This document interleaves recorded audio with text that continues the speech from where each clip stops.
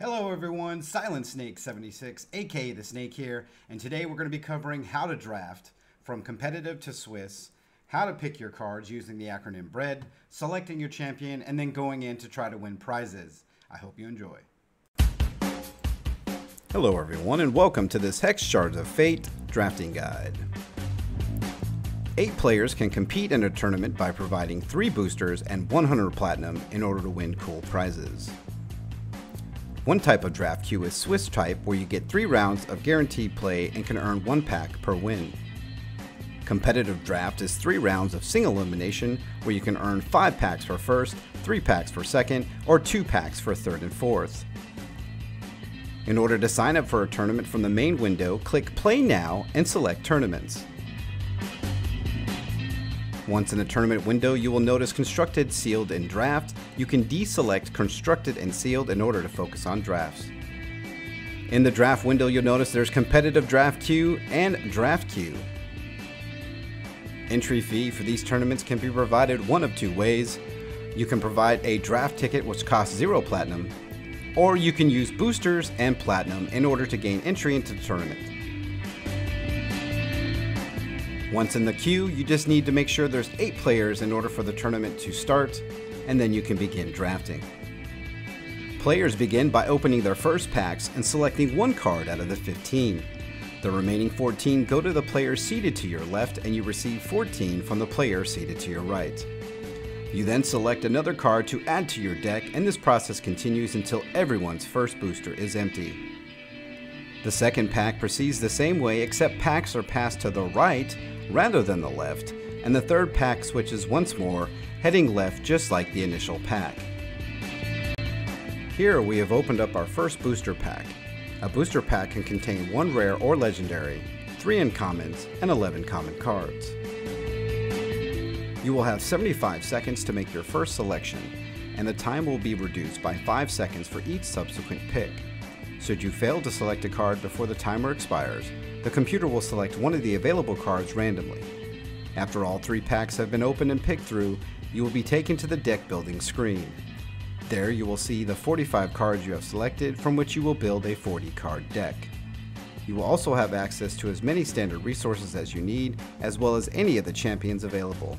Simply move the cards you want to play down the deck and click Save Deck once you have selected your 40.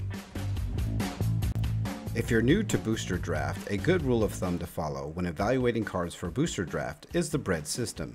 No, not Wonder Bread. No, not bread with little candies baked inside of them. And no, not bread that's shaped like sandals. But the acronym BREAD stands for Bombs, Removal, Evasion, Aggression, and Defense. Bombs.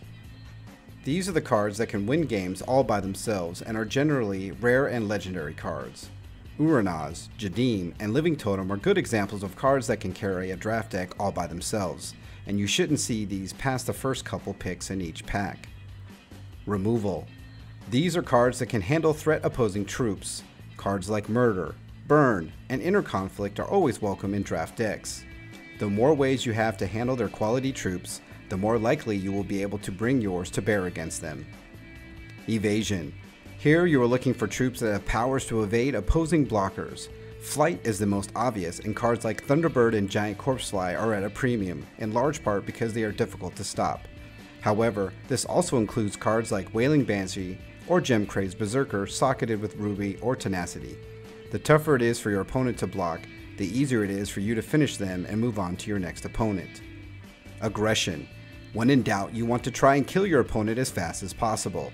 Troops like Arena Brawler and Headless Executioner are good examples to kill an opponent, and you want to fill in the rest of your curve with troops your opponent cannot simply ignore. Defense. Defense may win championships in other games, but here you generally want to avoid picking cards that you can only effectively defend you, like Soothing Breeze. Now let's talk draft strategy. Your deck should contain at least 16 to 17 resources, 13 to 17 troops, 6 to 10 actions in order to complete that 40 card deck.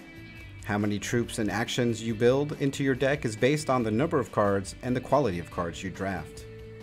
One thing to remember before you get done and you're ready to compete in the tournament is to make sure all your cards that have sockets are socketed, you select a sleeve, and then save your deck. Once in the tournament lobby, you'll be paired off against another opponent. Those 8 players will compete until the semifinals, where 4 players remain. Those 4 players will compete against each other until 2 players are remaining for the final match. Prizes for tournaments are shown in a separate window after the tournament is over, showing you what boosters and gold you may have won, as well as all the cards that you have drafted will stay with you and are permanently yours. Alright everybody, that does it for this guide. I hope you guys learned something and you can use it for future drafts. Information to produce this guide was provided by Phil Cape, and you can read the article at hextcg.com/draft tournament overview. Thank you for watching, enjoy the drafts, and keep on hexing.